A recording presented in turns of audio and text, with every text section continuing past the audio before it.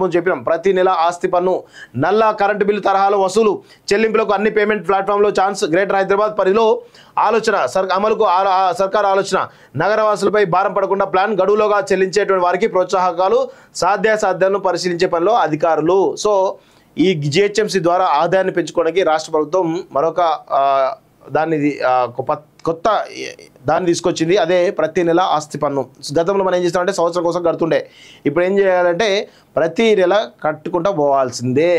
So ఆదాయాన్ని పెంచుకోవడంతో పాటు ప్రస్తుతం కొనసాగుతున్న పన్నుల విధానాన్ని సరళీకృతం చేయాలని ప్రభుత్వం భావిస్తున్నది. అందులో భాగంగానే కరెంటు బిల్లు, నల్లా బిల్లు మాదిరిగానే ఆస్తి పన్ను సైతం ప్రతి నెల చెల్లించే విధానం తీసుకురావాలని ఆలోచిస్తున్నది. జిహెచ్ఎంసీలో దీని అమలును చేసేందుకు కసరత్తు సైతం మొదలుపెట్టినట్టు తెలిసింది.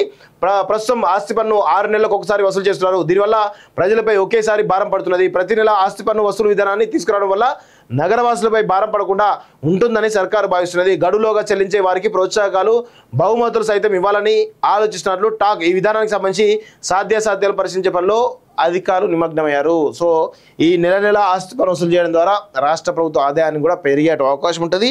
అదేవిధంగా నగరవాసులకు కూడా కొంత భారం, ఆర్థిక భారం తగ్గేటువంటి అవకాశం అయితే ఉన్నట్టు తెలుస్తూ ఉంది.